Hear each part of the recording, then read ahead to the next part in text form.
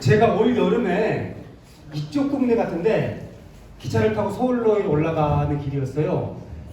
밤 12시쯤 도착 예정이었는데 비가 너무 많이 와가지고 철로가 지고 잠기는 바람에 새벽 4시에 서울역에 도착한 적이 있었고요. 근데 지금 내려올 때 날이 추워가지고 기차가 속도를 못 내는 경우는 또 처음 봤습니다.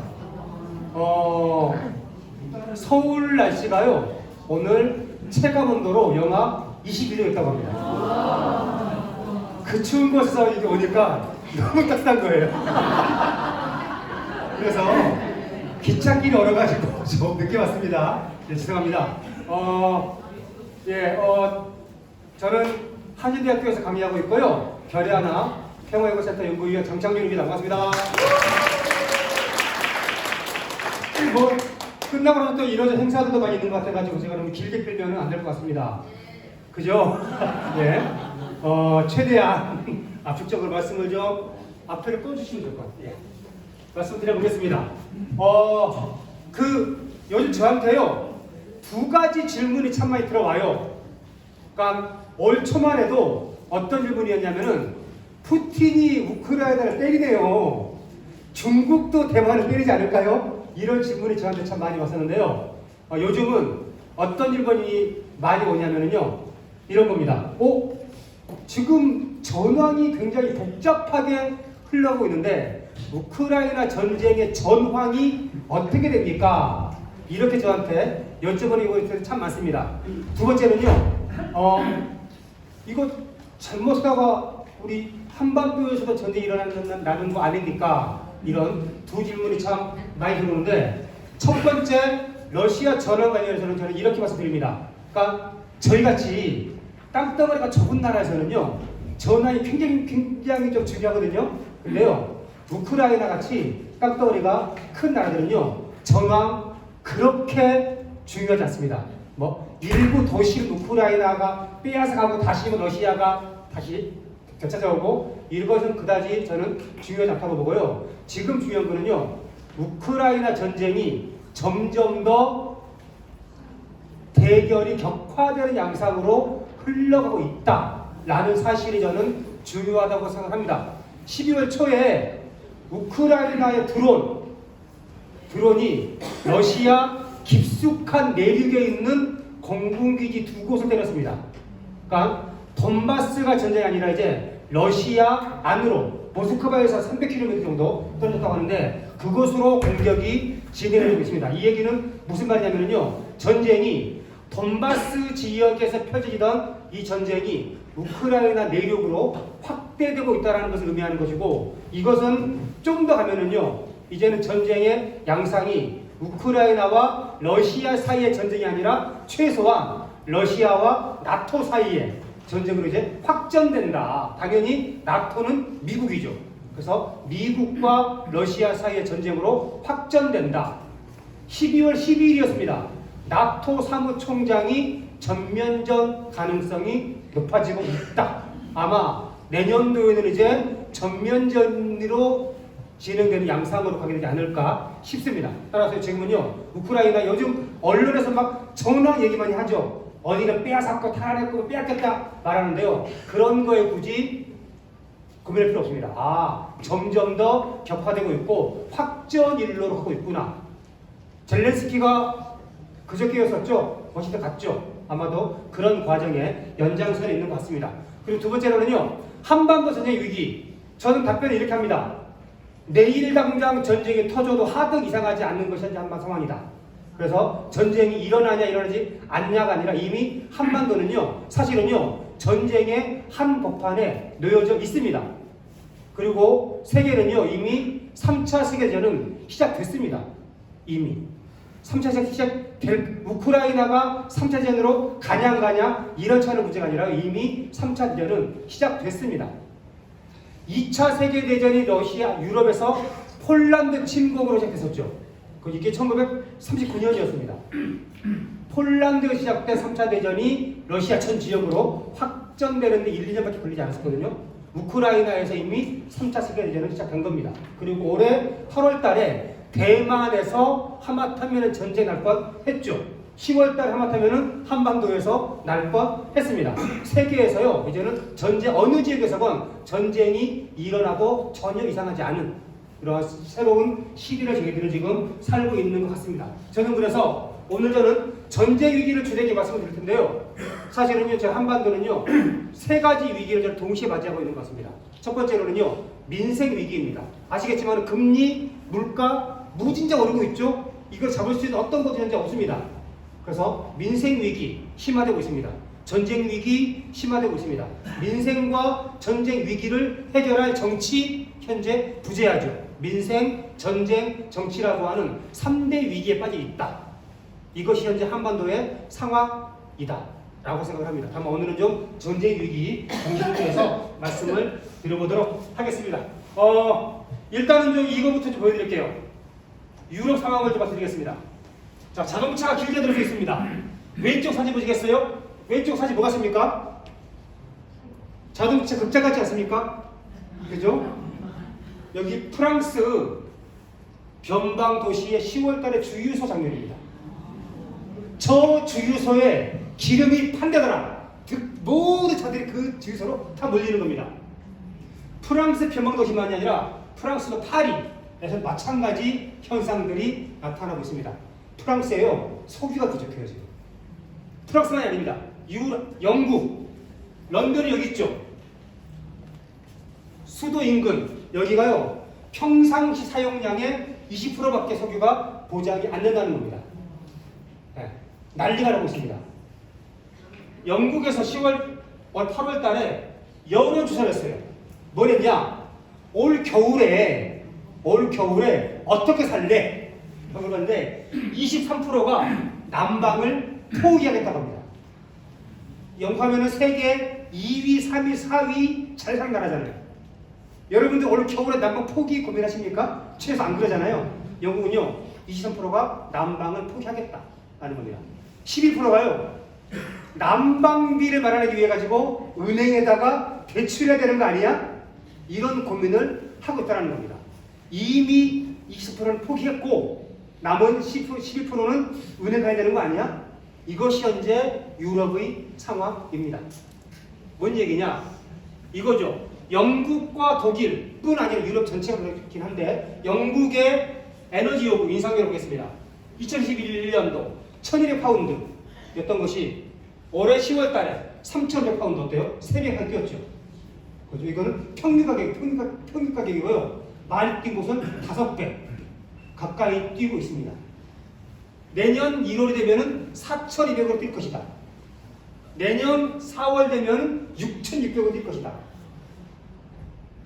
기름과 가스값이 지금 이렇게 뛰고 있는 겁니다. 그러니까 난방 포기하자 우리.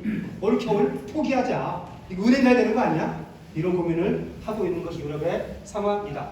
샤워를 2분만 해라 라는 것을 국가 방침으로 하고 있는 나라들이 등장을 하고 있습니다. 그리스에서는요 땔감을 무료로 나누고 있고 샤워 혼자 하지 말아라 같이 해라.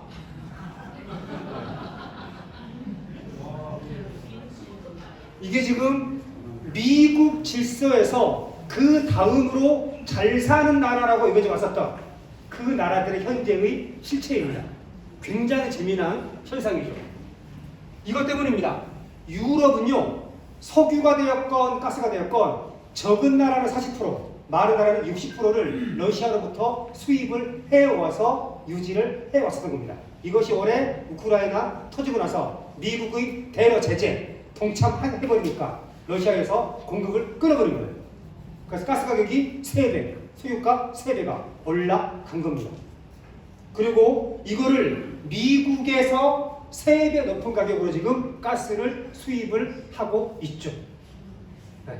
미국은 전쟁 물자 팔아가지고 돈 벌고 가스 팔아서 돈 벌고 이런 상황이 현재 유럽의 상황입니다. 석유 가스를 높은 가격에 구해도요 운반선이 없다라는 거예요.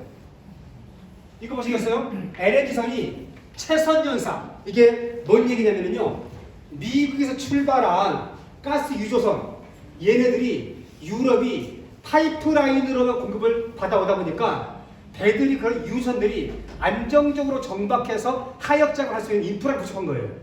그래서 내리지 못해가지고 바다 위에 퉁퉁 떠 있다는 거예요 지금. 이게 지금 유럽의 상황입니다. 이 모든 것들이 다 우크라이나 전쟁이 불러온 파국이다 라고 볼 수가 있겠죠. 그래서 우크라이나 얘기를 좀 해보겠습니다. 우선은 이것부터 말씀드릴게요. 작년 8월 달에요, 미국의 한 연구소에서 나온 보고서입니다. 제가 보기에는요, 정확하게 이 보고서의 내용대로 올해 흘러가고 있습니다. 뭐냐? 그러니까 이런 거예요. 두 개의 전선에서 펼쳐지는 전쟁을 피해야 된다는 겁니다. 무슨 말이냐? 미국은 중국과도 러시아와도 싸워야 한다. 근데 중국, 러시아와 동시에 싸우면 안 된다. 그래서 투 프론트 워, 두 나라와 동시에 전쟁을 벌이는 것을 피하기 위해서는 뭘 하느냐? 전쟁은 하지 말자가 아니라 쉬운 놈부터 먼저 때리자.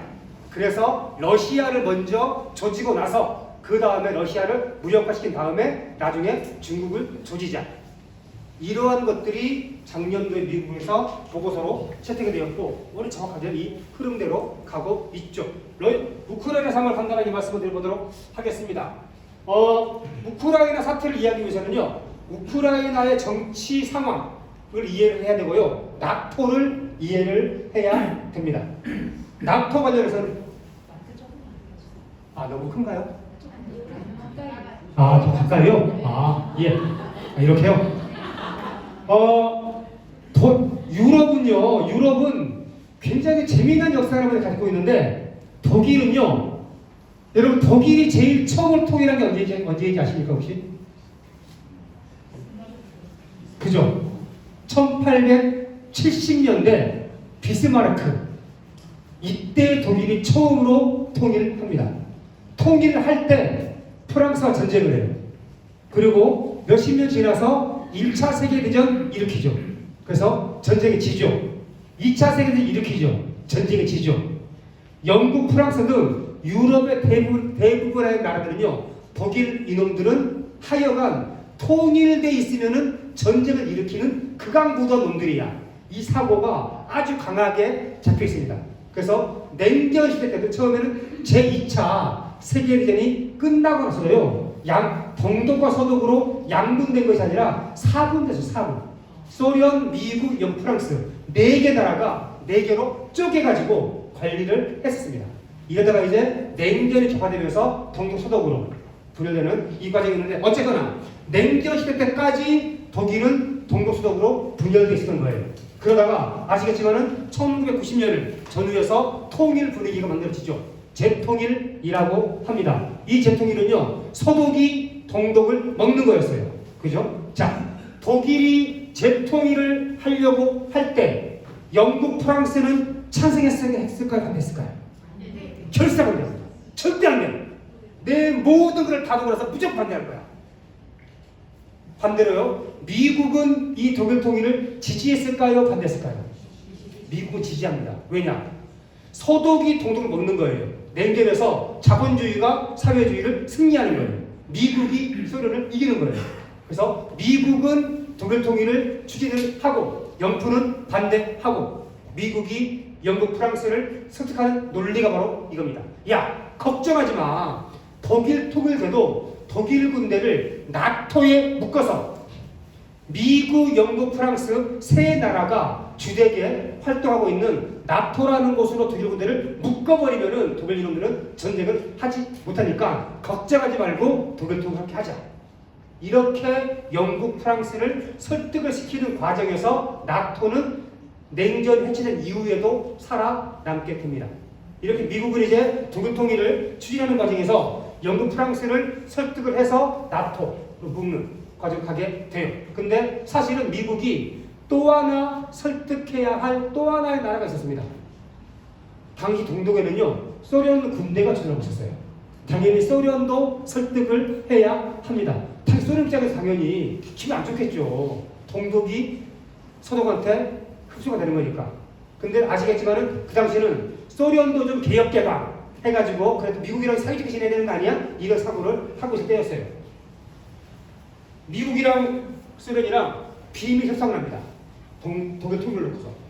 미국 국무부 장관이 고르바초프 소련 서기장을 나가지고 설득합니다. 야, 걱정하지 마라. 나토에다가 독일을 묶은 것이지 나토가 너희를 공격하기 위해서, 우리가 너희를 공격하기 위해서 독일을 통일하는 것도 아니고 나토를 유지하는 것도 너희들을 공격하기 위해서 하는 것이 아니라 독일을 관리하기 위해서, 유럽 평화를 지키기 위해서 이러는 거야. 나토는 너희들이 있는 동쪽 방향으로 한 1인치도 이동하지 않을 거야. 걱정하지 마. 진짜지? 너 진짜지? 걱정하지 말라니까. 이런 대화로 가서야 소련이 오케이. 그럼 우리도 동의할게. 근데 뺄게. 이런 과정을 통해서 독일이 통일되고 나토가 살아남게 되죠. 근데 그 후로 더 재미난 일이 벌어집니다. 소련이 다음 연도에 해체가 된 거죠. 그죠? 소련은 16개의 국가로 이루어진 연방국가였어요. 소련이 수천 개의 핵무기를 가지고 있었습니다. 그 핵무기가요, 러시아 땅에만 배치된 것이 아니라 카자흐스탄, 우크라이나 이런 나라 등의 핵무기가 배치돼 있었어요. 소련 중앙정부가 러시아 땅으로 핵무기들을 수거하지 못한 상태에서 소연방이 해체가 돼버린 겁니다. 우크라이나 하루아침에 졸지에 수백 개의 핵무기를 보유한 핵보유국이 돼버린 거예요. 우크라이나 미치는 거예요. 이거 어떡하지? 이거 어떡하지? 소련 아니 러시아 미치는 거예요. 어쩌고 내 건데 어떡하지? 미국 미치는 거예요. 그래서 합의가 놓으니까 내가 1994년도에 부다페스트라는 곳에 모여가지고요. 미국, 러시아, 우크라이나 세 나라 정상을 모여서 합의를 봅니다. 무슨 합의를 보느냐? 우크라이나가 가지고 있는 핵무기는 원래 주인인 러시아에게 넘겨준다. 대신 미국과 러시아는 우크라이나를 때리지 않는다. 그리고 미국과 러시아는 우크라이나에 대한 경제를 지원한다. 이 당시 우크라이나 대통령은 엄청 좋아했을지 모르겠지만 제가 보기에는요, 이때부터 우크라이나의 비극은 시작된 겁니다. 첫 번째, 핵무기라고 하는 힘들게 개발을 하기도 어려운 핵무기를 졸지에 공짜로 얻은 핵무기를 누구냐 버린 거예요. 게다가요, 미러 양측으로부터 경제 지원을 받는 겁니다. 자, 그럼 당연히요, 러시아랑 가까운 쪽 우크라이나는 러시아의 지원을 바랄 것이고, 서유럽과 가까운 이쪽 지역은 미국과 서유럽의 지원을 받겠죠. 우크라이나는요, 반으로 쪼개집니다. 그게 바로 여기 나오죠. 이게요, 2010년도 우크라이나 대통령 선거 결과입니다.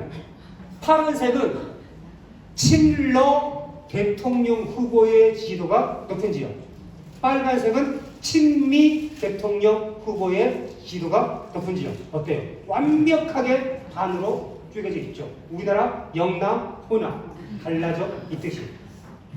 10년도에 1.3%라고 하는 근소한 차이로 친러 대통령 후보가 당선됩니다. 그 직결선거에서는요, 근소한 차이로 친미 대통령 후보가 당선됩니다. 이쪽이 당선되면 이쪽에서 물러가라. 이쪽이 당선되면 저쪽에서 물러가라.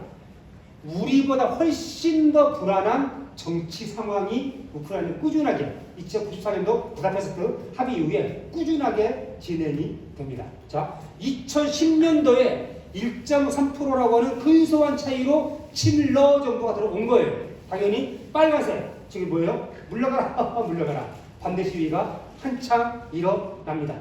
자, 근데요, 앞서 미국이 소련 만나가지고 단 1인치도 이동하지 않겠다고 했지만, 아시겠지만 나토가 끊임없이 동진을 계속했죠. 2009년도까지 저렇게 동진이 진행됩니다. 이제 남은 지역은요, 위로부터 핀란드, 벨로루시, 우크라이나, 조지아 4개 나라만 남아 있습니다. 4개 나라의 공통점 무엇입니까? 러시아랑 국경선을 맞대고 있죠. 이제 나토는 러시아랑 국경선을 맞대고 있는 곳까지 이제 가야지만 되는 상황에 처하게 된 겁니다. 2010년 상황입니다. 자, 핀란드 이때까지만 해도 중립국가였습니다. 어려워서 이제 중립 노선 포기하고 나토 가입 의사를 밝혔지만 이때까지만 해도 핀란드는 중립국가 나토가 들어갈 수 없었죠. 벨로루시 가장 강력한 친일러 국가입니다. 정권이 한 번도 바뀌지 않는 친일러 국가. 나토가 들어갈 수 없죠. 조지아 2008년도에 나토 가입 취했다가요 러시아한테 개박살납니다. 그러니까 조지아도 할 수 없어요. 남은 것은 우크라이나밖에 없는 겁니다. 그래서 2010년 되면은 미국은 우크라이나로 나토를 집어넣어야 되는 상황에 이르게 되죠. 근데 이때 친일러 정부였잖아요. 당연히 반대했겠죠.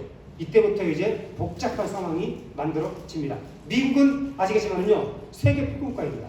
자기가 맘먹은 것을 관철해내야 되고 할 수 있는 그런 나라죠. 그죠? 우리는 우크라이나로 들어가야 하겠는데 우크라이나 정부가 반대하네? 그러면 안 되지. 포기 아니죠. 뭐랬냐? 바로 이런 걸 합니다. 왼쪽에 보신 사진이 누구냐면요. 저 여성이 빅토리아 눌랜드라는 사람이에요. 굉장히 유명한 사람이에요. 2013년도에 미 국무부 유럽 담당 차관보 굉장히 높은 자리에 있는 사람입니다. 이 사람이 2013년 반정부 아까 그 빨간색 지역에서는 반정부 시위에 시위 현장에 가서 힘내세요. 열심히 하세요. 꼭 탄핵시키세요.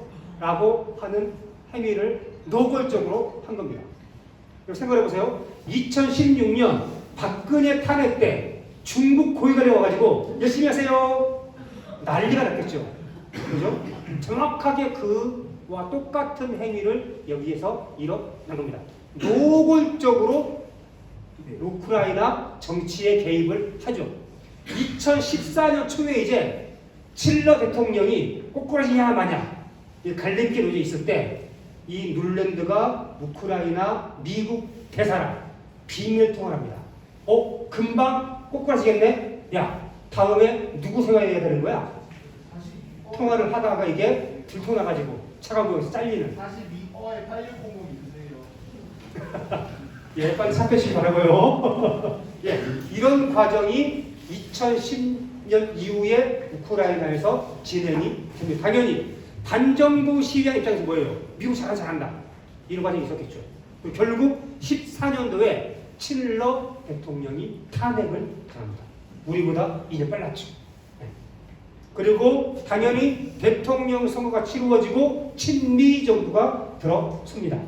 당연히 나토 가입 추진했겠죠. 그리고 친미 정부가 섰더니 이건 뭐예요? 파란색 지역에서 뭐예요? 물러가라. 게다가 그 사람들이 보기에는 정상적인 대통령 선거도 아니고 미국의 노골적인 개입으로 들어선 잘못된 정부, 아주 심하게 데모를 하죠. 그래서 나타난 현상이 바로 이 돈바스 지역, 우리가 살고 있는 이 돈바스 지역이 가장 짙은 파란색 지역입니다. 여기서 당연히 친미 정부를 반대하는 반정부 시위가 활발하게 일어나고 이때 친미 정부는 이 지역에다가 대테러 작전을 전개를 하죠. 군부대를 투입합니다.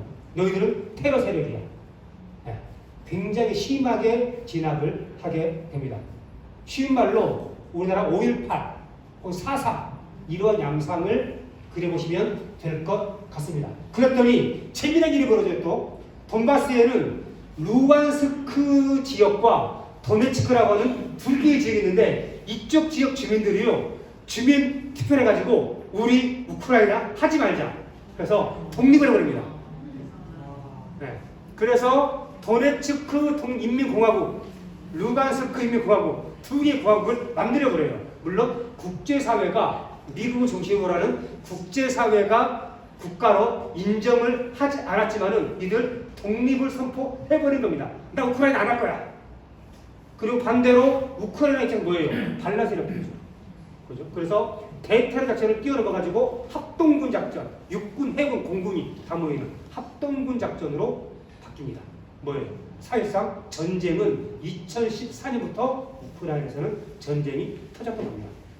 미국이 우크라이나의 불안정한 정치 상황을 적절하게 활용을 해서 친미 정권을 세우고 그 친미 정권이 돈바스 지역을 탄압할 수 있도록 물자들을 제공을 하고 이 과정이 이미 10년 전부터 진행이 되고 있었다라는 거죠.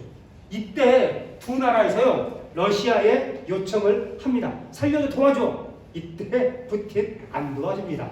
왜? 잘못 들어갔다가 미국과 핵전쟁을 하잖아요. 조심했던 거예요. 그러니까 푸틴도 굉장히 조심스럽게 이 상황을 대처하고 있었던 겁니다. 근데 이 문제는 뭐냐? 그 이후에 이런 상황이 벌어지는 거예요. 돈바스 대전이 한창이던 19년도에 좀 어려운 말이 한데가 쉽게 말해서 그냥 우크라이나가 나토에 가입하는 절차를 다시 재개를 하는 겁니다. 헌법 개정안을 만들어내고 정치 상황들이 만들어지고 2022년 1월 달에는 나토 정상회의 6월 달 우리 유석열 대통령이 갔다 6월 달 나토 정상회의에 참석하겠다. 뭐요? 노골적으로 나토 가입 의사를 밝히는 겁니다. 그리고 돈바스 지역이 내전 상황에서 돈바스 지역 러시아와 국경선을 맞대고 있는 그 돈바스 지역을 해서 합동구 작전을 전개하는 그 과정에서 아조프라고 하는 네오나치 세력들이 득세를 하게 되죠. 사실은요, 나치 세력은 러시아한테 굉장히 악몽과 같은 세력입니다. 이 유럽에서 2차 세계대전은 결국은 나치와의 싸움이었어요. 2차 세계대전 때 독일 나치와 러시아, 소련이 전쟁을 할 때 2천만 명이 죽습니다. 그리고 당시 소련 인구가 2억이었습니다. 인구의 10%가요 나치와의 전쟁에서 사라진 겁니다. 끔찍하죠. 그러니까 우리가 일본 자위대에 대해서 갖는 것보다 어쩌면 더 큰 위협과 공포를 갖고 있는 겁니다. 그래서 이러한 과정이 진행되는 과정에서 이제는 군사력을 움직일 수밖에 없겠네. 올해 2월 달에 군사력을 움직인 거죠. 그래서 우크라이나 전쟁은요, 세 가지의 전쟁이 동시에 결합된 복잡한 전쟁입니다. 첫 번째, 푸틴은요, 러시아는 돈바스 지역, 국경선을 맞대고 있는 돈바스 지역을 안정화시키는 제한전을 합니다. 우크라이나를 다 먹겠다? 아닙니다. 제한전. 이것만 여기에만 국한하겠다. 그리고 우크라이나는 뭐예요? 미국의 대리전. 미국을 대신해서.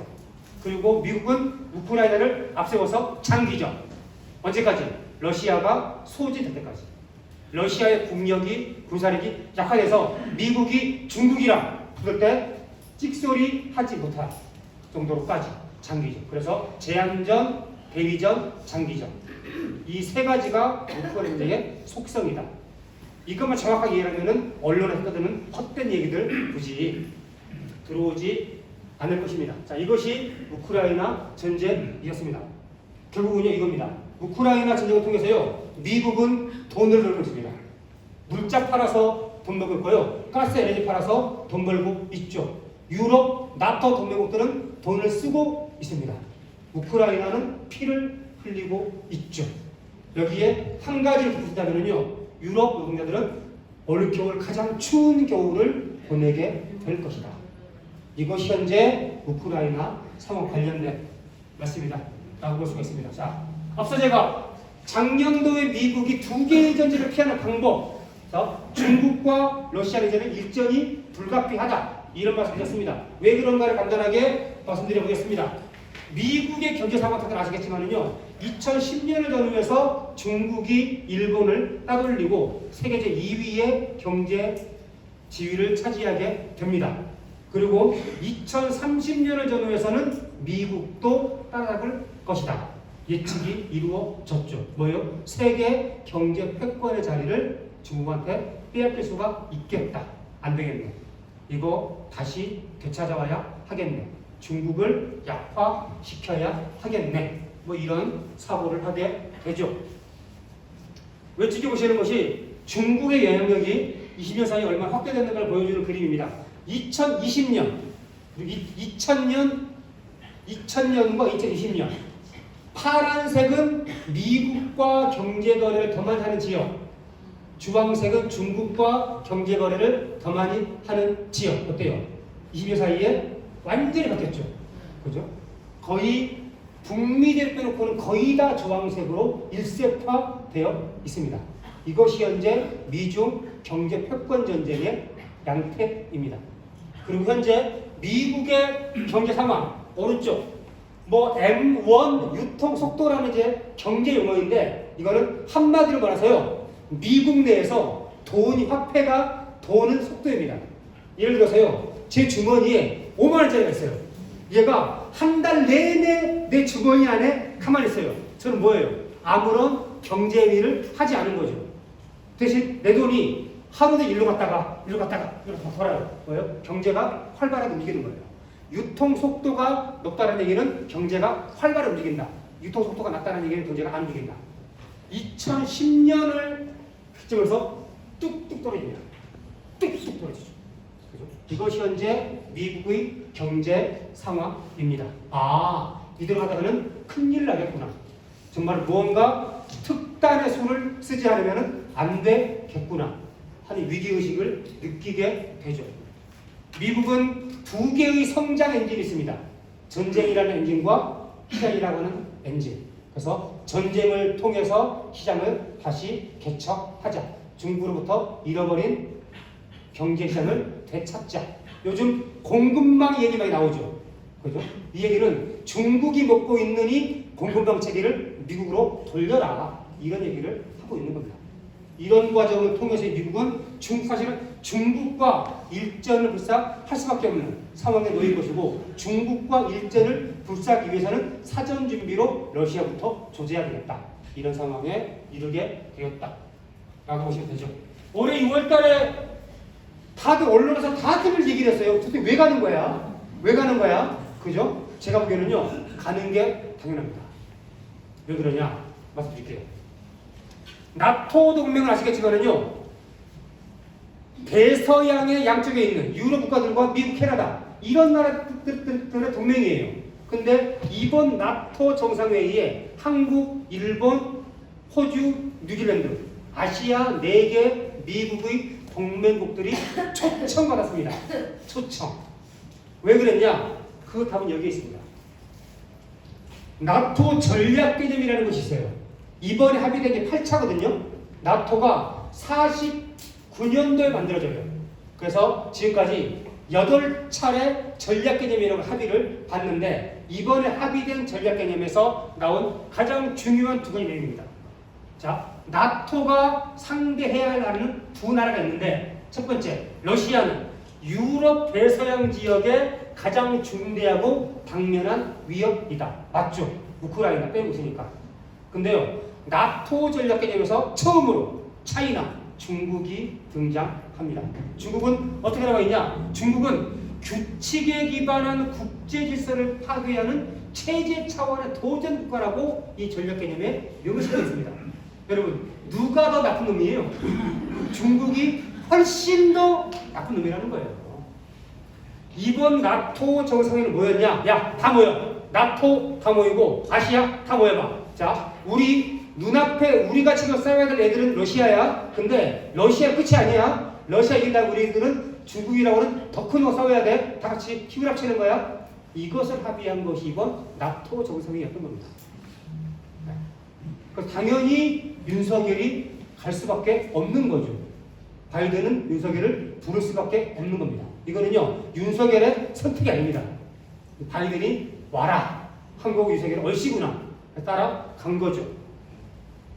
저는 그래서요, 올해 6월달 나토 정상회의를 통해가지고요, 글로벌 신냉전 동맹이 만들어졌다. 세계 차원에.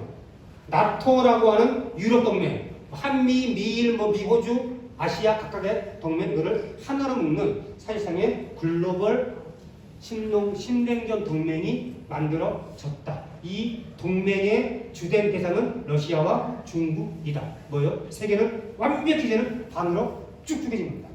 미소가 반으로 쪼개진 것처럼 세계는 미국 진영과 중러 진영으로 완벽하게 쪼개졌다.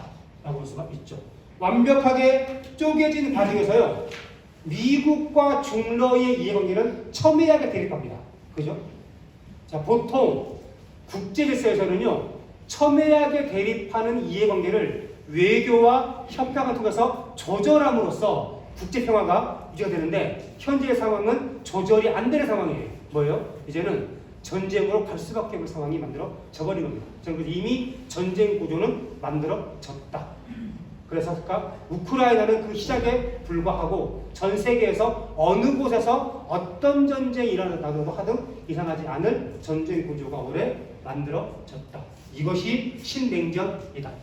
그리고 이 전쟁 구조는요, 경우에 따라서는 단지 대리전, 그러니까 대리전의 개념이 생겨난 이유가 뭐냐면은 핵을 가진 미중 사이에 붙으면 핵전이 나기 때문에 대리한다는 거예요. 핵이 없는 나라들을 앞세워서 한다는 것인데, 단지 대리전이 아니라 직접 충돌도 가능할 수가 있는 상당히 위험한 상황으로 가고 있다. 이것이 신냉전이다. 그래서 신냉전은요, 본질이 이겁니다. 단급 패권, 세계 제1의 정치, 경제, 군사 패권을 유지하고자 하는 미국과, 그래서 자신의 1급 패권을 위협하는 중국을 무력화시켜내고자 하는 미국과, 여기에 맞서는 중국, 러시아를 중심으로 하는 반다극 세력, 반패권, 반제국주의 다극 질서를 구축하려고 하는 양자 사이에 첨예한 정치 군사적 대결이 신냉전이다. 이건 피할 수 없습니다. 그리고 오래 갑니다. 그러니까 미국이 항복하거나 중러가 항복하거나 이때까지 오래 갈 수밖에 없다. 그리고 더 중요한 거는요, 세계 질서의 구조적 변동이라는 겁니다. 단지 그냥 두 나라가 싸우네 이것이 아니라 두 세력 간의 싸움이 어느 식으로 전개되는가에 따라서 전 세계 질서가 근본적으로 바뀌는 거예요. 예를 들어서 우리 역사에서 따져보면요, 19세기 중후반기에 서세동정 시기라고 하죠. 아시아로 서양 세력들이 들어왔습니다. 그때 아시아는 중국의 중화 질서가 지배하는 시대였었죠. 그 중화 질서가 깨지고 새로운 세계 질서가 만들어졌습니다. 이때 아시겠지만은요, 우리나라건 중국이건 민생 위기, 전쟁 위기, 정치 위기, 세 가지 위기가 덮쳐 왔었죠. 그리고 그 시기가 어떤 식으로 왔냐, 이제 일본이 아시아를 지배하는 새로운 질서가 만들어집니다. 그리고 2차 세계대전 끝나고 나서 또다시 유사한 국제질서의 구조변동기를 맞게 됩니다. 이때도 민생위기, 전쟁위기, 정치위기가 있었고, 그 결과로서 냉전이라고 하는 미소 간의 체제가 만들어졌고, 이제 또다시 그와 같은 국제질서의 구조적 변동기로 접어들고 있다. 그래서 민생, 전쟁, 정치 세 가지 위기가 동시에 오고 있다. 이렇게 말씀드릴 수 있을 것 같습니다. 자, 이제 중국 얘기를 해보겠습니다. 올해 8월 달에 내시 펠로시 아시죠? 할머니. 나이가 80은 넘은 사람입니다. 미국 하원 의장입니다. 하원 의장이 갑자기 8월 초에 대만을 가겠다고 대만으로 향합니다. 대만 가겠다고 하니까 시진핑이 바이든과 제가 통화를 해요. 불가능한 터진다. 이 말을 합니다. 무슨 말이냐? 너희들 대만 문제 잘못 풀면은 전쟁 난다는 거예요. 아무튼 낸시 펠로시를 실은 비행기가요, 대만으로 가고 있었어요. 이때요, 중국 전투기가 그 비행기를 뒤쫓아갑니다. 그리고 중국 항공모함 2대가 대만 해협에 모입니다. 미국 항공모함 1대가 대만 해협에 모입니다. 까딱 잘못했으면요, 충돌 날 뻔했습니다. 올해 8월 달. 왜 이런 일이 벌어졌냐? 이것 때문입니다. 원래는요, 낸시 펠로시가 4월 달에 가려고 했어요. 대만을. 근데 코로나에 걸리는 바람에 4월 달에 가지를 못한 겁니다. 왜 4월 달에 가려고 했냐? 바로 이것 때문입니다. 대만 관계법. 대만 관계법이 79년 4월 10일 날 만들어져요. 한마디로 해서 대만을 정치, 군사, 경제적으로 지원하는 법률입니다. 낸시 펠로시가 대만 관계법이 만들어진 4월 10일을 기점으로 해서 방문하려고 했던 거예요. 왜 그렇게 했어요? 더 지원해줄게. 이런 뜻이었겠죠. 그죠? 근데 이거는 굉장히 중요한 문제입니다. 이걸 이해를 하셔야 되는데요. 여러분, 대만의 공식 국가명칭 뭔지 아세요? 중국의 공식 국가명칭 아십니까? 중화인민공화국. 대만은요? 중화민국. 네, 중화민국입니다. 보세요. 원래요, 이 중국에는요, 중화인민공화국과 중화민국이라고 하는 두 개가 있는 거예요. 원래. 그리고 사실은 중화민국이 더 먼저 만들어졌죠. 근데 국共내전에서 중화민국이 져가지고 대만으로 찌겨버린 거예요. 아무튼 이렇게 두 개 나라가 있었고, 냉전시대 때 미국은 중화민국과 수교를 하고 있었고, 소련은 중화인민공화국과 수교를 하고 있었던 거예요. 근데 72년도에 처음으로 미중 정상회담이 열립니다. 모택동과 닉슨 사이에. 이때 모택동이 닉슨에게 이발해요. 야, 중국은 한 개밖에 없어 임마. 이발하는 겁니다. 하나의 중국이에요. 이게.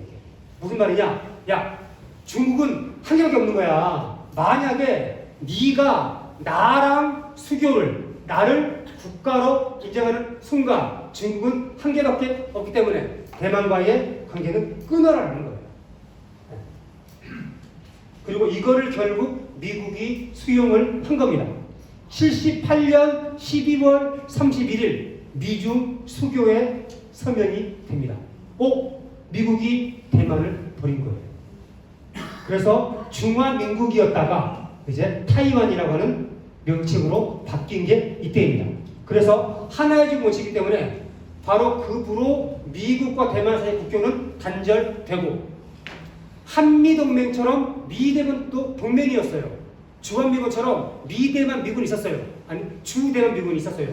그리고 근데 동맹 깨지고 미군 빠지고, 이게 79년도 하나의 중국 원칙입니다. 대신 다 빼지만은 그래도 냉전 시대였었기 때문에 대만에 대한 정치, 경제, 군사적인 지원을 할 수 있는 법적 장치를 만들기 위해서 79년 4월 10일 대만 관계법이라고 하는 것을 만들어 놨던 거예요. 단 대만 관계법 만들어졌지만은요, 그 이후로 단 한 번도 대통령, 부통령, 하원의장, 미국의 서열 1위, 2위, 3위 국가를 대표하는 세 사람은 단 한 번도 대만을 방문한 적이 없죠. 이번에 펠로시가 방문을 한 겁니다. 뭐예요? 미국은 대만을 국가로 인정할 거야. 하나의 중국 없어. 이겁니다. 그래서 대만을 국가로 인정해서 미대만 동맹을 복원하겠다. 이것이 낸시 펠로시의 방문, 대만 방문이 가지는 의미였습니다. 그리고 중국은요, 대만이 독립을 시도하는 순간 전쟁을 하는 거예요. 앞서 제가 올 초에 러시아가 우크라이나를 때리네요. 중국도 제가 때리지 않을까요? 라고 질문이 많이 왔는데요. 저의 답변, 질문이 틀렸습니다. 대만이 독립을 시도하는 순간 무조건 때립니다. 무조건. 그래서요, 중국이 때릴까 이게 아니라요, 대만이 독립을 시도할까 이게 핵심입니다. 대만이 독립을 시도하면 무조건 때립니다. 다행히요, 차이잉원 총통이제 와가지고 했는데 올해 11월 달에 지방선거에서 졌어요. 아마 힘이 좀 빠지는 모양새긴 합니다. 네, 천만다행히. 아무튼 이것이 올해 대만 상황이었다. 문제는 뭐냐? 만약에 대만 문제로 충돌한다. 미중이 충돌한다. 가장 먼저 움직일 미군이 어디겠습니까? 주한미군, 주인미군이잖아요. 그죠? 무조건 가는 겁니다. 무조건. 이거는요, 우리의 의사와 무관합니다. 그들의 정책입니다. 이미 올해 9월 달에 주한미군 사령관이 말했어요. 대만 사태 준비하고 있다. 뭐예요? 대만 출동 준비하고 있다는 겁니다. 미국의 관심은요, 이게 아니라 이거예요. 한국 군대를 어떻게 끌어들일까? 이게 미국의 관심입니다. 올해 9월 달에 한 기자가 물었어요. 미국 관리한테. 만약에 대만에서 사태 터지면 한국은 어떻게 됩니까? 그랬더니 한국과 미국은 가치를 공유하고 있습니다. 뭐예요?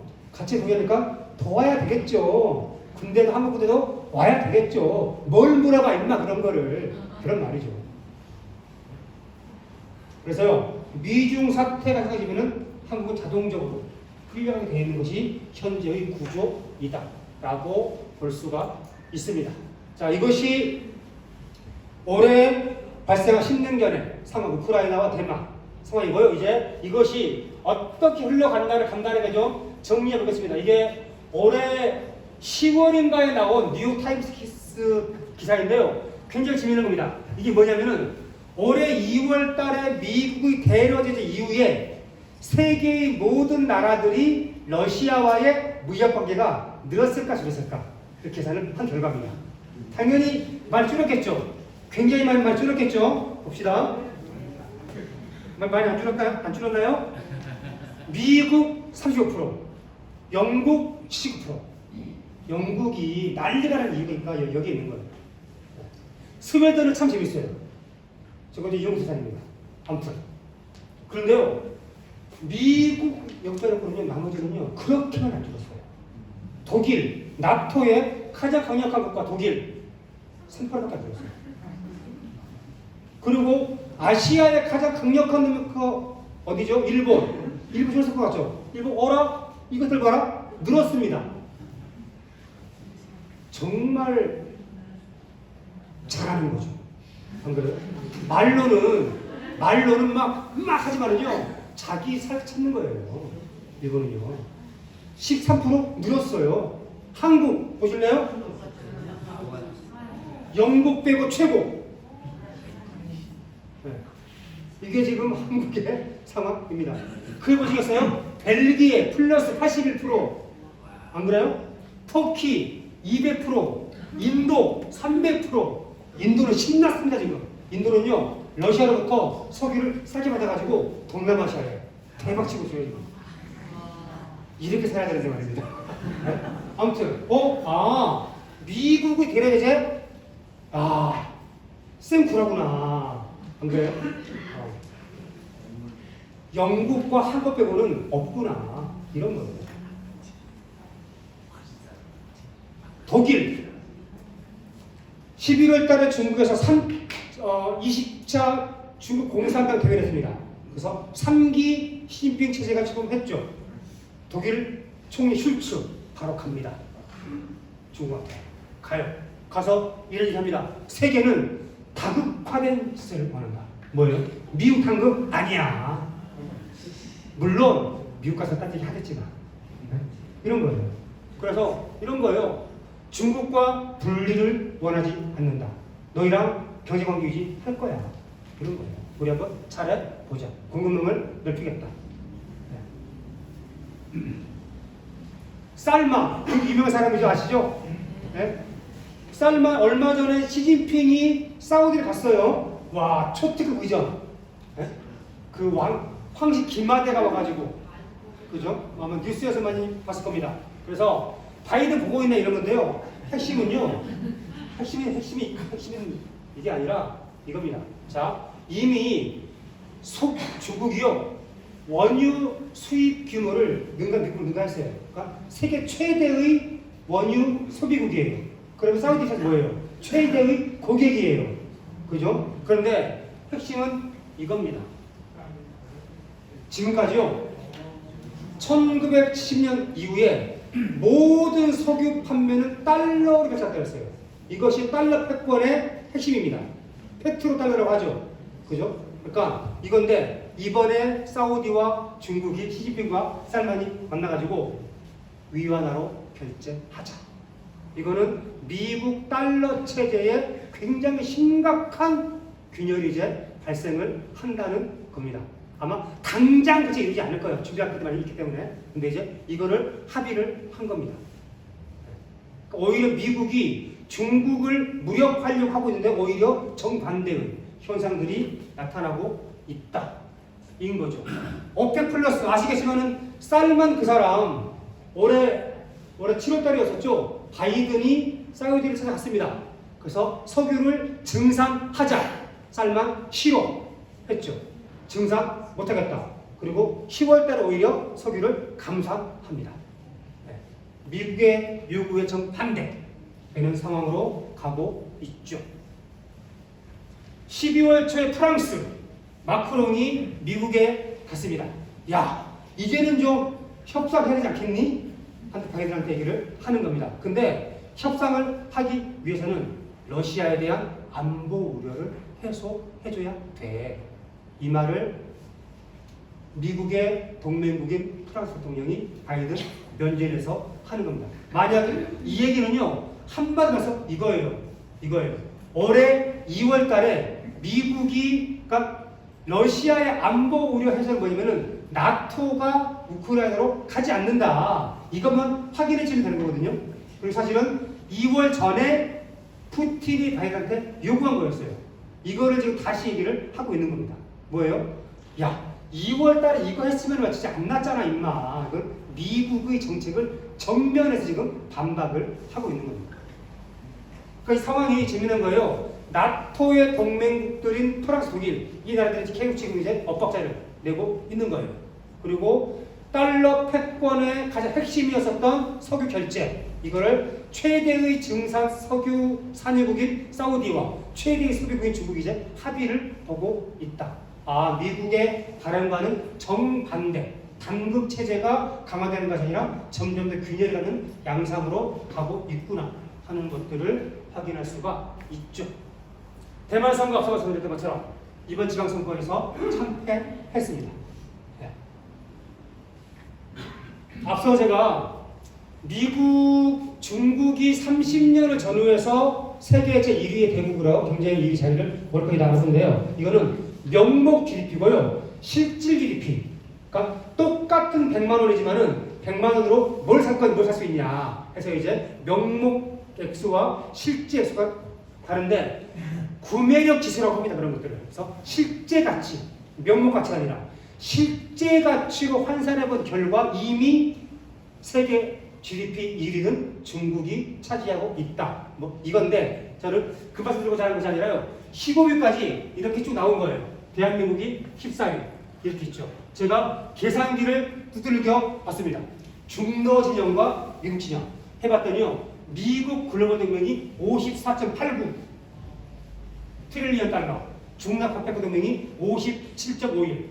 뭐예요? 이미 앞서고 있는 겁니다. 이미 중러 반패권 세력이 GDP 상황에서 이미 압도하고 있다.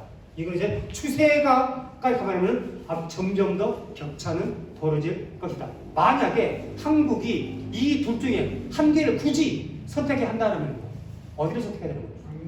중국을 선택해야 되는 거예요. 일본은 이미 움직이고 있는 거예요.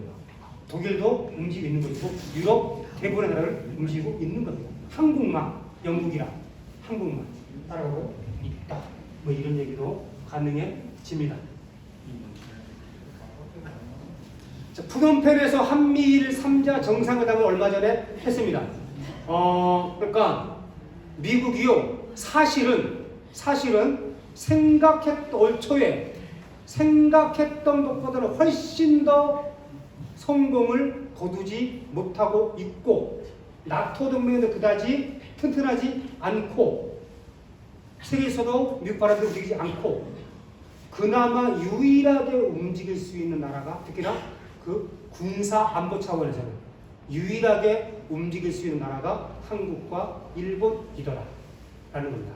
아마 그래서요 내년도에도 이런 현상들은 심화될 것이고 아마 한국과 일본을 미국으로 결속시키고자 하는 미국의 움직임이 점점 더 강해질 것이다.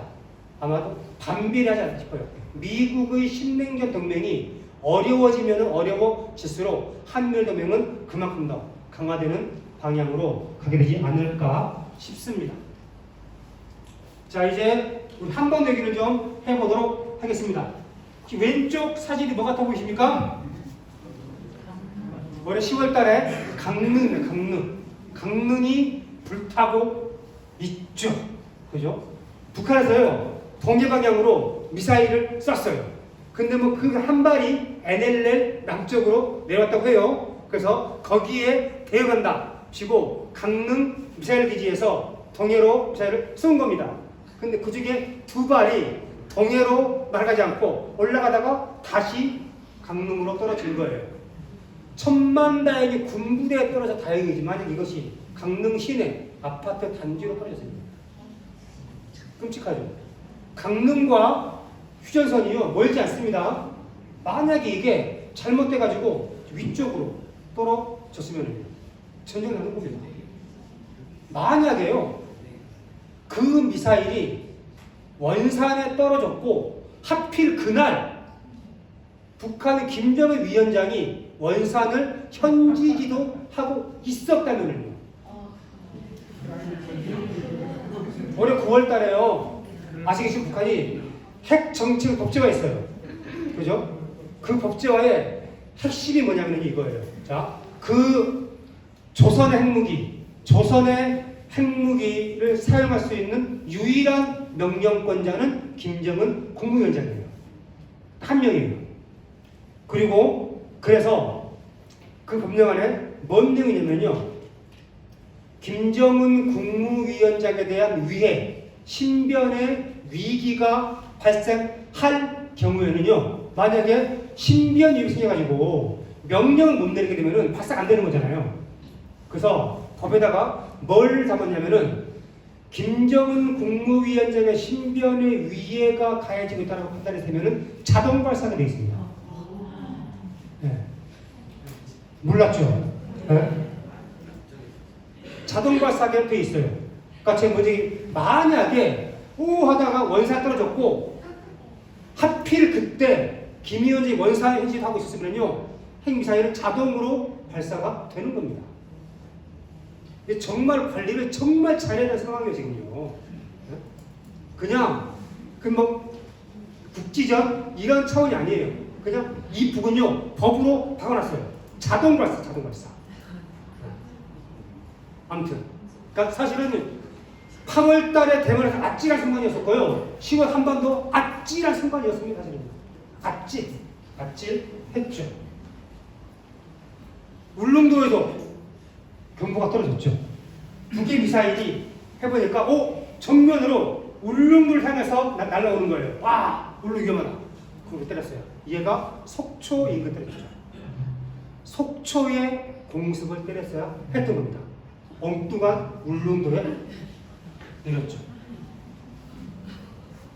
울산 바로 여기죠. 네? 이거 사람들이 막 헷갈려요. 자, 저기 누구 말에 맞는 거야? 여러분 헷갈리지 마세요. 여러분 북한은 자기가 하는 거는요 하겠다고 말합니다.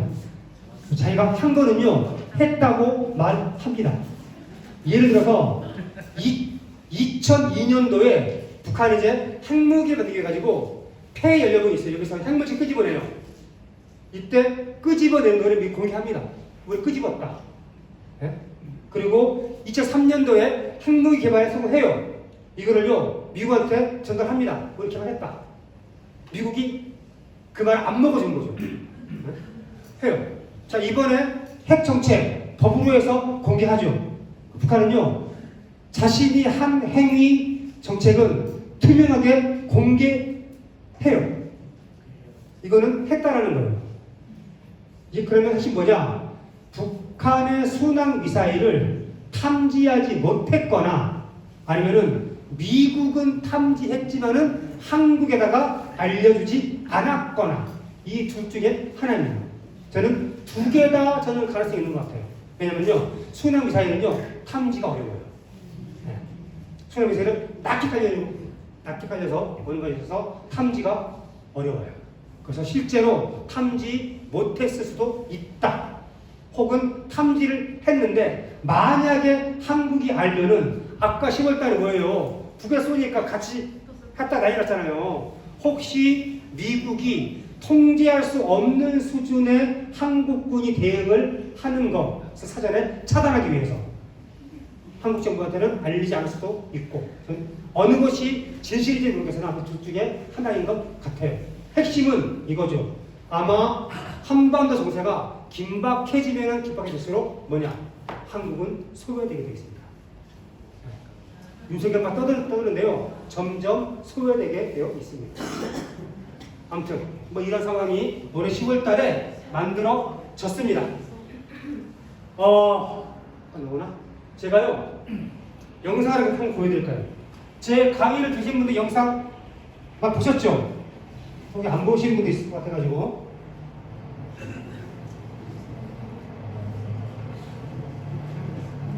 자, 이건 북한의 이동식 발사 차량입니다.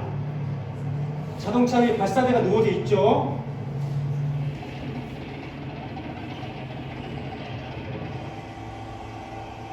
안에 탄도 보이시죠?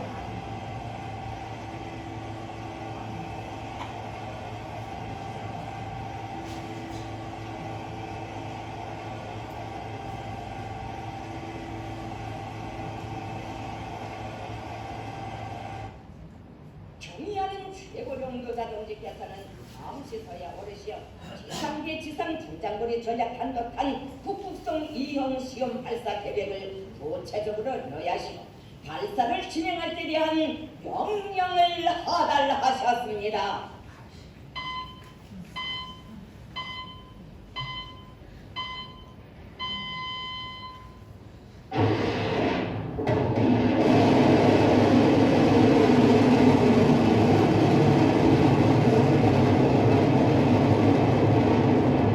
미사일이 발사가 되고 있는데요. 발사된 미사일이 올라와요. 그죠?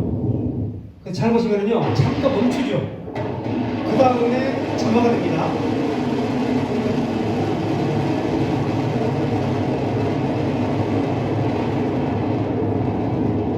미사일이 발사돼서 올라와서 잠깐 공중부양을 해요. 올라왔다가 멈췄다가 점화가 되는 식으로 올라가는 거예요.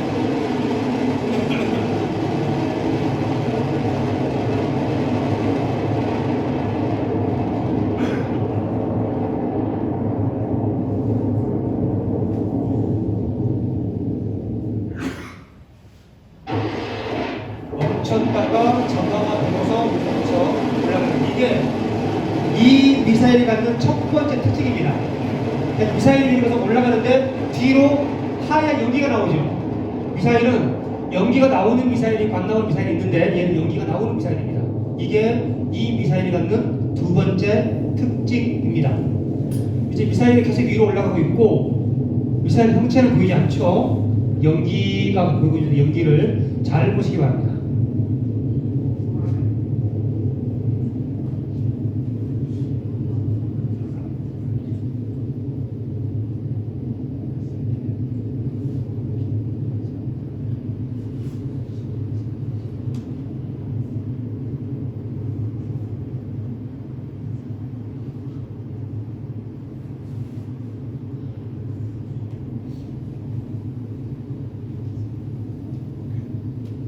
연기에서 또 변화가 보이십니까?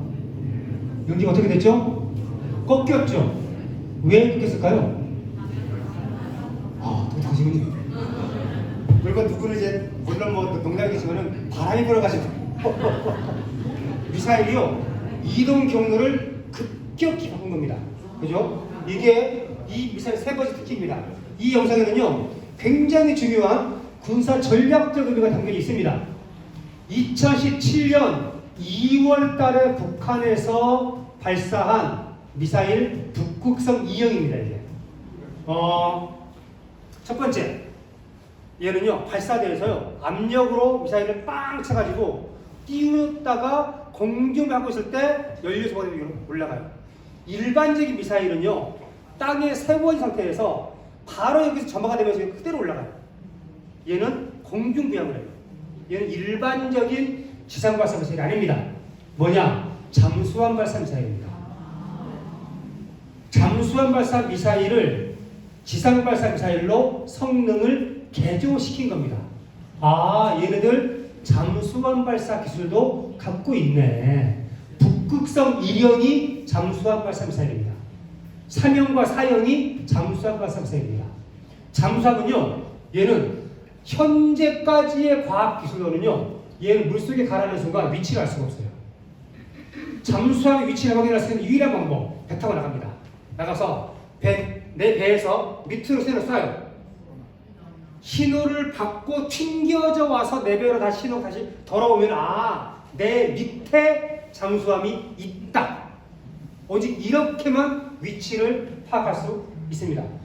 이거는 무슨 말이냐? 미국이 설령 북한 땅 위에 있는 모든 미사일 기지를 초토화시킨다고 하더라도 잠수함이 공격받지 않고 살아남아서 미국을 때릴 수 있어. 이런 것을 암시하는 영상입니다. 그러한 걸로 우리는 미사일을 개발하고 있어. 두 번째, 연기가 나오는 미사일이라고 했어요.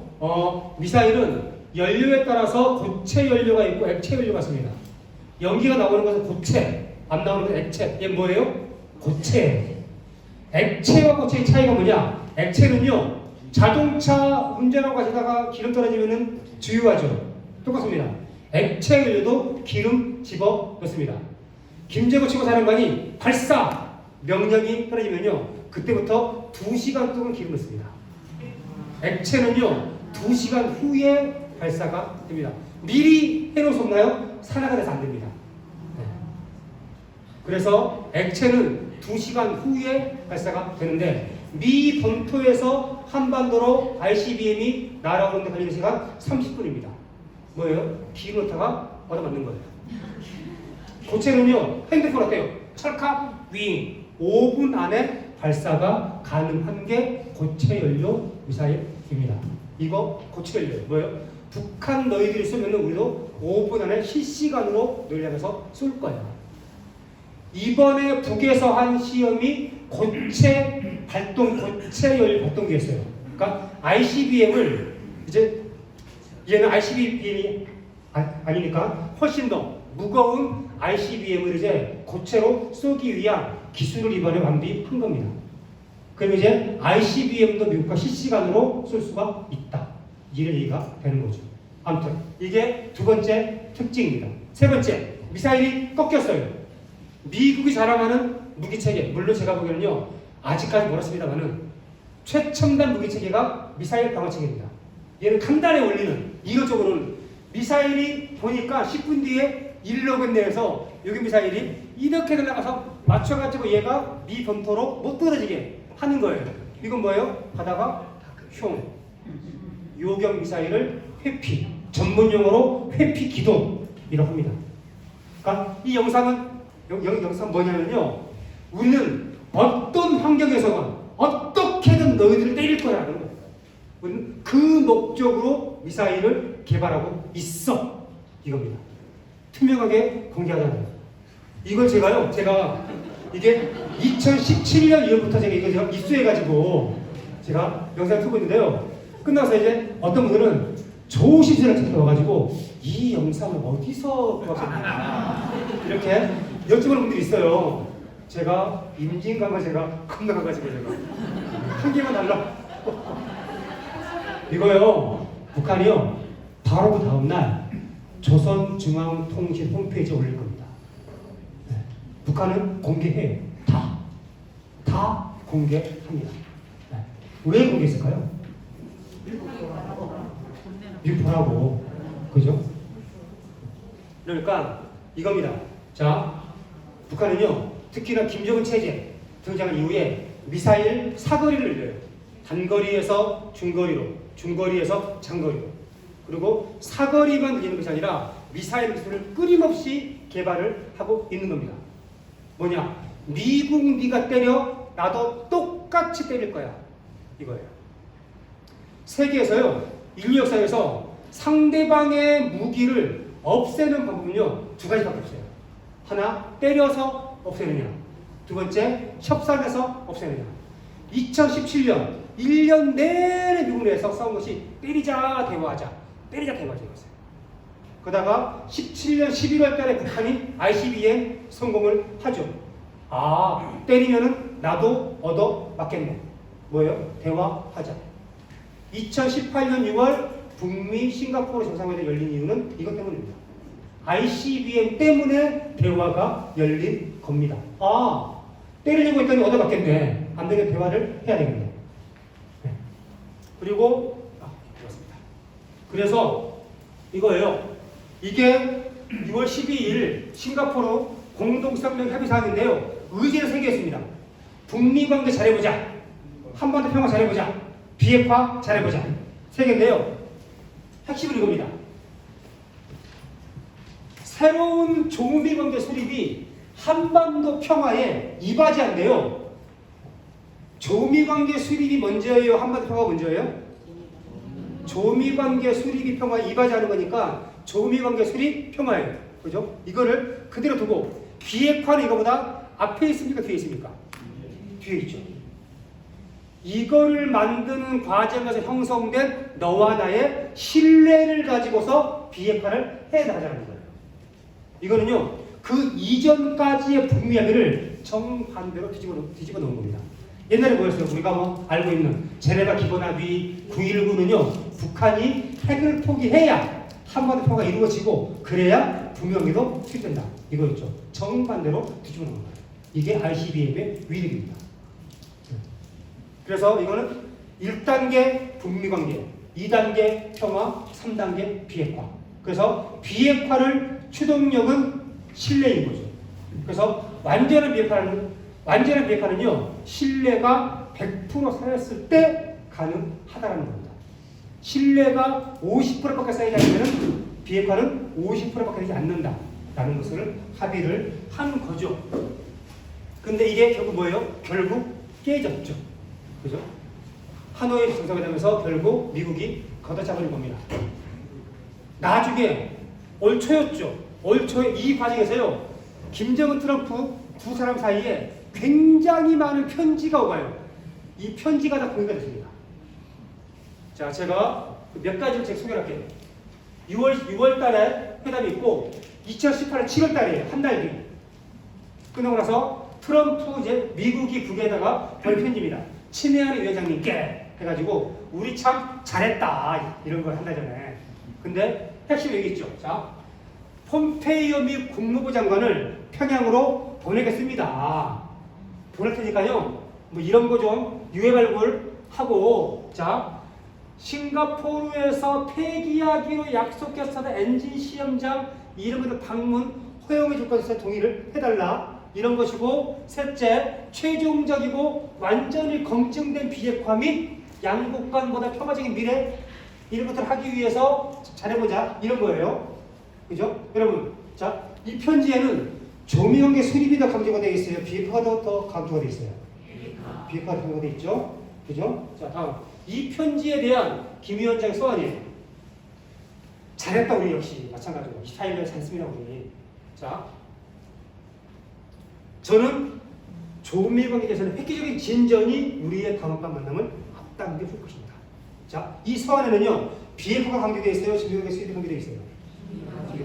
한마디로 이거예요. 트럼프는 비핵화 하고 있는 것이고, 이거는 야 우리 아니잖아 임마. 북미를 조미를 하기로 했잖아. 이거 강조하고 있는 거예요. 그죠? 한 달 뒤에 또 편지가 오갑니다.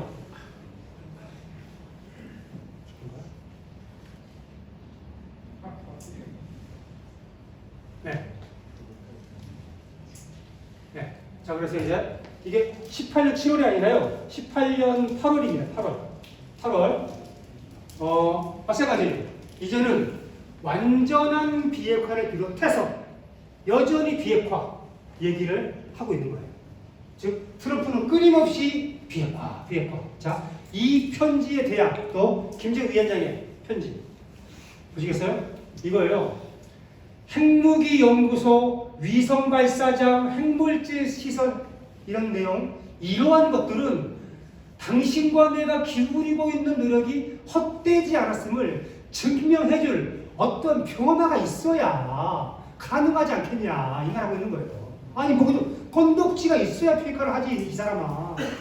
안 그래? 그죠? 이런 얘기를 지금 하고 있는 거예요. 그래서 단계적 동시적 행동이라는 원칙 하에서 불행한 북미 사이의 과거를 해소를 하고 미국이 그를 위한 단계적인 조치 행동을 취한다면은 네가 그토록 강조하는 비핵화도 진전이 있을 거야. 이 얘기예요. 무슨 얘기냐면은 싱가포르 회담 이후에 미국은 끊임없이 비핵화 하고 있는 것이고요. 김 위원장은 중요관계 하고 있는 거예요.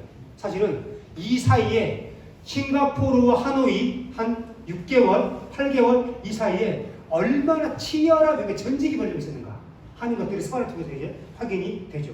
결국은 뭐예요? 트럼프는 안 해. 해버린 거예요. 안 되겠다. 아, 시간 벌기 여기였었구나. 이게 확인이 되는 거죠. 그래서 하노이 회담이 깨지고 2019년 8월 달에 한미 군사 연습이 진행될 때 김정은 위원장이 트럼프에게 보낸 편지입니다. 이게 굉장히 솔직해요. 보시겠어요? 자, 이때 북미 실무급 회담이 논의가 있었어요. 그래서 이런 거예요. 우리가 지금 실무급 회담을 논의하고 있는 과정이어가지고 나는 미국 네가 8월 달에 예정된 한미고세 연습을 중단하거나 최소한 연기라도 할 줄 알았다. 너희 하지 않았다. 너희 군사 훈련이 타겟을 하는 것이 뭐냐? 우리 군대 하는 거야. 그 다음에 이 편지의 다음 부분. 나는 기분이 진짜 상했다는 거야. 어쩌면 네가 나한테 이럴 수가 있냐. 어떠한 승리도 지금 안 보고 있지 않나. 정말 상했다. 나는 할 거 많이 했다. 이런 것도 했고 이런 것도 했고 도대체 네가 나한테 해준 게 뭐가 있냐. 트럼프 각하께서 해준 것은 무엇이며 저는 이 부분인데 나는 우리가 만난 이후 무엇이 바뀌었는지에 대해 인민들에게 대해서 뭐라고 설명해야 되냐. 이거예요. 굉장히 솔직한 김현 심정이 편지 안에 고스란히 담겨져 있죠. 어차피 이것이 외교 행위이기 때문에 완곡하게 표현했지만요. 이거예요. 이제 끝내자. 이런 거예요. 아, 미국 너희가 결국 우리와 진지하게 협상할 생각이 없구나. 오직 비핵화, 우리 핵무기 포기만을 여전히 생각을 하고 있구나. 그럼 더 이상 대화 못하겠다. 그래서 이제 19년 12월 달 아시겠지만은 전원회의 해가지고 전면협파전 선거를 하죠. 그리고 그 이후부터는 우리가 알고 있듯이 핵무기 착수하고 올해까지 오고 있는 겁니다. 자, 그래서 핵심은 여기였던 거예요. 북미 관계 수립을 먼저 하자고 하는 북이랑 비핵화를 먼저 하자고 하는 미국이랑 이거 결국은 충돌했다. 그리고 이제 올해 윤석열 정부가 등장을 했습니다. 그리고 전략 한미 5월 달에 있는 한미 정상회담에서 윤석열 바이든이 만나가지고 전략자산 전개를 합의를 하죠. 전략자산 아시겠지만요, 핵무기를 탑재한 무기를 전략자산이라고 합니다.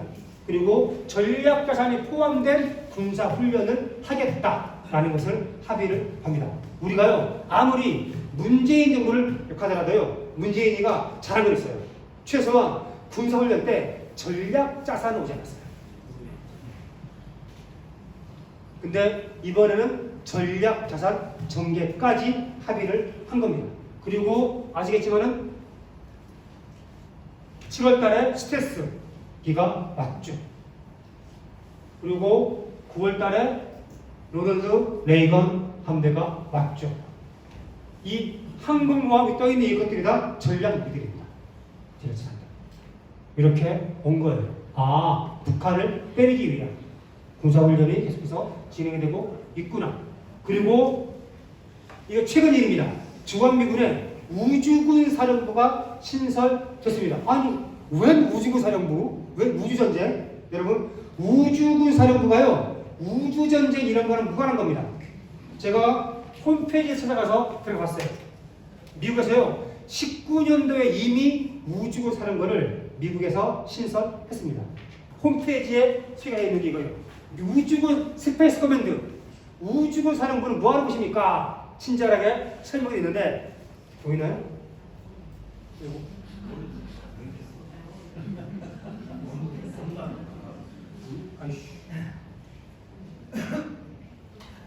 자, 100km, 그러니까 해발고도 100km 이상의 상공을 담당하는 데가 바로 우주군 사령부라는 겁니다. 여러분, 100km 많이 봤던 수치 아니에요? 뭐예요? 성주, 사드, 고고도. 고고도가 100km예요. 그러니까 고고도 미사일 방어 체계에서 필요한 위성 탐지, 정보 탐지를 담당하는 전단 사령부가 우주군 사령부인 겁니다. 이거를 얼마 전에 주한미군 사령부에 만들었죠. 첫 번째, 아마 이제 사드 기지는 여기에 표현이 될 겁니다. 당연히. 그리고 이 우주군 사령부는요, 주한미군 사령관이 통솔하는 것이 아닙니다. 미 본토에 있는 우주군 중앙사령부 여기서 통솔을 하는 거예요. 자, 당연히 그러면 얘의 역할을 보겠어요. 북한의 미사일, 중국의 미사일, 러시아의 미사일. 이 동북아시아 쪽에서 미 본토로 향하는 100km 이상의 미사일을 탐지하는, 미 본토로 향하는 미사일 정보를 탐지하는. 그래서 프놈펜 한미일 정상회담에서도 합의가 된 게 뭐였습니까? 북한 미사일 경보를 실시간 경보를 공유하는, 똑같은 말이죠. 그 얘기 다른 걸 표현하면요, 아마 주한 미군 사령부, 주일 미군 사령부 다 이와 같은 그림들이 만들어질 거라는 것을 확인할 수가 있죠. 무슨 말이냐? 미군은요, 끊임없이 이제는 미 본토를 방어할 수 있는 체계를 구축을 하고 있는 겁니다. 북한 쟤들이 미 본토를 때리려고 하네. 미 본토를 막아야 하겠네. 이거죠. 그래서 푸른펜에서 그 얘기를 했던 것이고요. 그리고 일본이 얼마 전에 반격 능력 얘기를 했죠. 여러분, 반격 능력 하니까요, 공격을 받고 나서 대응하는 것처럼 인식이 되는데, 여러분, 반격 능력은 뭐냐면요, 방어와 반격은 다릅니다. 방어는요, 때리는 날 막는 거예요. 그죠? 만약 북한이 되었건, 한국이 되었건, 중국이 되었건, 일본을 때리면은 막는 게 방어예요. 반격은 뭐냐면요, 때리면은요, 돌격해서 거기를 들어가는 것이 반격입니다. 이건 뭐냐면요, 침략이에요, 침략. 반격은 침략입니다. 북한이 미사일을 때리면은 막겠다가 아니라요, 들어오겠다는 겁니다.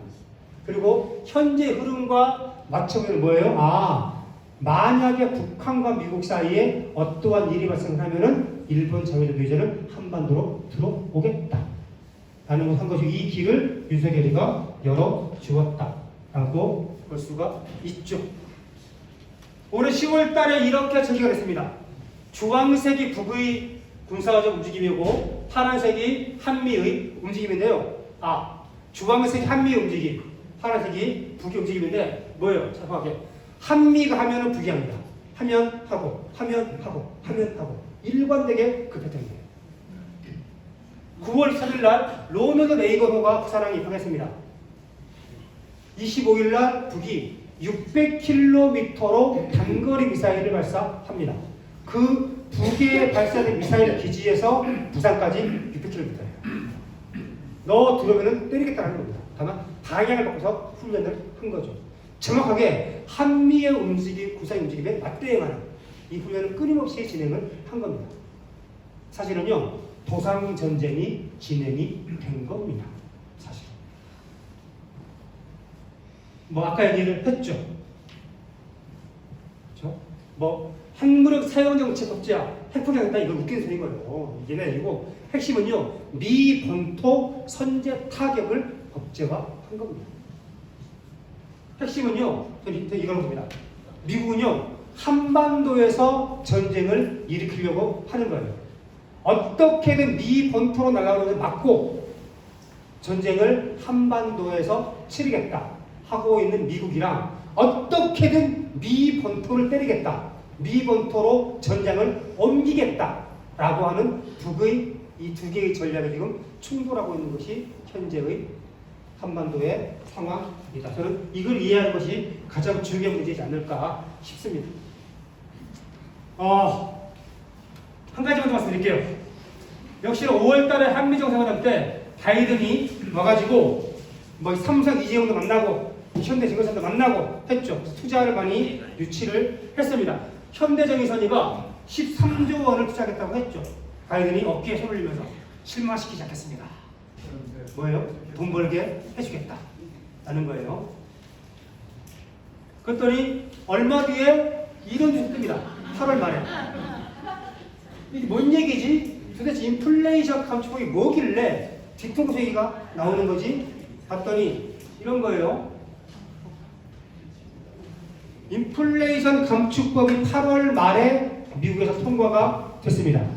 내용을 써보니까 쉽게 말해서 자국 산업을 육성하기 위해서 보조금을 지급하겠다는 거예요.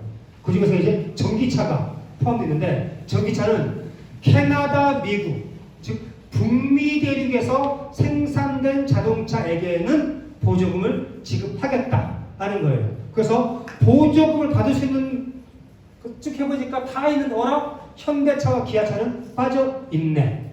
왜냐? 아직 현대차와 기아차는요 미국에서 완성차가 안 만들어지고 있는 겁니다. 무슨 말이냐? 13조 원 택도 없다 이거예요. 30조, 40조, 50조 투자 더 많이 해야 보조금 주겠다 이런 겁니다. 현재 미국 전기차 시장에서요 압도적인 1위는 테슬라예요. 2위가 현대, 3위가 기아차였어요. 근데 다른 거 다 보조금 받고 현대 기아차 못 받으면은 이 두 개가 가격이 오를 수밖에 없죠. 밀립니다. 지금 뭐예요? 현대차는 이제 심각한 위기에 처하게 되는 거죠. 정의선 깜짝 놀라고 윤석열도 깜짝 놀라고 그래서 로비를 강화했어요. 해봐라 어떻게 해보자. 로비의 결과입니다. 옐런 미 정무장관이 얘기하죠. 전기차 한국의 전기차 우려 고려하겠지만 법대로 하겠다. 한다는 겁니까? 안 한다는 겁니까? 이제요 한미 간의 모든 관계는요 과거의 행태를 하지 않습니다. 예전에는요 비록 싫었지만 미국의 관계가 우리 경제에 도움이 됐어요. 조금 떨어졌죠. 그죠? 이제 조금을 떨어지지 않습니다. 주한미군 그래요.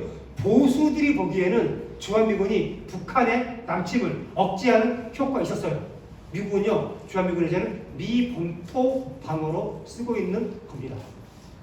이제 과거의 한미관계가 아니라 정치적으로도 경제적으로도 군사적으로도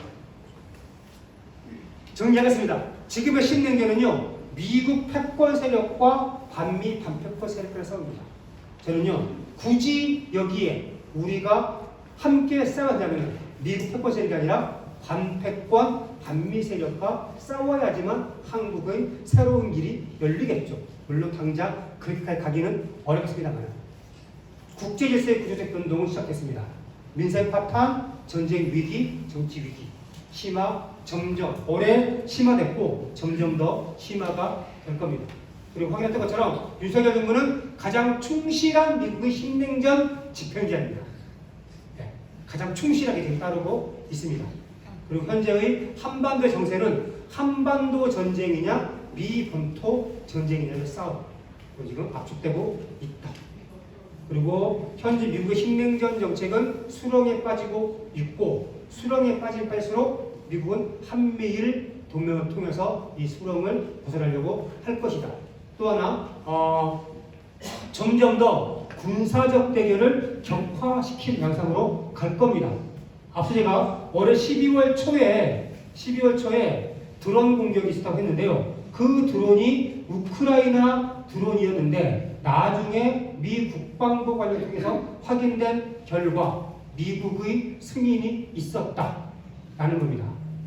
그린라이트라고 합니다. 승인이 있었다. 뭐냐? 미국이 동의했다. 즉 러시아 본토로 그 전까지는요.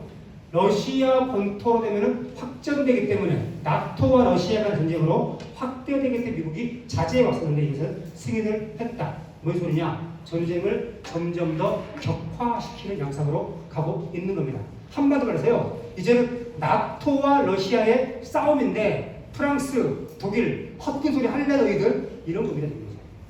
다 같이 모여야지 이런 방향으로 가고 있다. 그래서 아마 내년도에 러시아 우크라이나 전쟁은 좀 더 격화하지 않을까. 저는 나토와의 전쟁으로 확전 가능성도 이제는 예견을 해야 되는 상황으로 가고 있다. 인 것이고요. 두 번째, 아마 미국이 신냉전의 상황이 힘들어질수록 또 하나의 대리전을 치르려고 할 것이다. 당연히 한 번 더 일수이고 오게 될 것이다. 저는 그래서 내년 어쩌면은 한반도에서 마찬가지 대리전의 양상 흐름이 만들어질 가능성을 배제할 수가 없다. 최소한 윤석열 정부는요 이미 그런 방향을 추진하고 있는 것 같습니다. 요즘 민중 탄압에 대해서 제가 말할 수 없고요. 어저께 우리 언론에서 그렇게 보도를 하지 않는데 국정원에서요 기자들을 불러놓고 기자 간담회를 했어요. 간담회 뭐 했냐? 사이버 안보 센터를 만들었습니다. 그리고 사이버 안보센터에는 국정원과 정부 관계들뿐 아니라 뭡니까 알약 만든 회사들, 이런 소위 말해서 보안업체들 이 다 모여 있어요. 그리고 제가 보기에는 공개는 안 돼 있지만은 카카오라든가 이런 식으로 이제 SNS 서비스망 이런 업체들도 그 안으로 묶어 세우려고 하는 것 같습니다. 그래서 아마도 사이버 테러 명목으로 해서 사이버 차원의 간첩단 사건, 그것을 만든 이유는 북한의 해킹 능력이 고도로 올라가 있어서 이미 1000건 이상의 북한의 해킹 시도가 있었고 이걸 차단하기 위해서 사이버 안보센터를 만든다는 거예요. 결국은 북한의 해킹과 연계된 남쪽 내의 새로운 주사파 세력들을 척결하는 양상이기 때문에 저는 어쩌면 과거와는 다른 새로운 신형의 조직사건, 신형의 간첩 사건이 만들어질 가능성도 배제할 수 없겠다. 어쩌면 내년도에는 올해만 또 다른 새로운 공안 정국이 만들 수도 있겠다. 그런 생각도 해봅니다. 결국은요, 이런 겁니다. 일단 윤석열 퇴진시켜놓고 보자. 이런 겁니다. 그러니까 서울에서도 이제 여기저기 많이 이야기만 들어보면요, 많은 사람들이 이제는 퇴진에 대해서는 동의를 하고 있어요. 그러니까 한 달만 해도 그래도 퇴진은 너무 센 거 아니야? 이런 건데 이태원 참사 겪고 이태원 참사 이후에 하는 꼴을 보고서 퇴진으로 정의는 되고 있는데 다만 이제 우려들이 있는 거죠. 괜히 퇴진 잘못 들었다가 예품 받는 거 아니야? 이런 우려들이 있지만 이제 대체적인 양상은 퇴진 자체는 동의는 이루어지고 있는 것 같습니다. 그래서 아마 내년도에는 아마 이 윤석열 정부와 한국 사회에서의 미주 세력 간의 치열한 싸움이 다시 벌어지지 않을까 싶고요. 결국 정리하겠습니다. 단지 전쟁 위기만이 아닙니다. 민생 위기 심화되고 있고, 전쟁 위기 심화되고 있고, 그 차원에서 정치 위기 심화되고 있습니다. 이 세 가지 위기는요 따로따로 독립적으로 존재하는 것하고密接히 연관되어 있죠. 여기 세 가지 위기를 동시에 풀어낼 수밖에 없는데 그 풀어내는 출발점을 저는 이제 윤석열 정부와 한판 싸움이지 않을까 하는 것 드리면서 제 얘기 마치겠습니다. 감사합니다.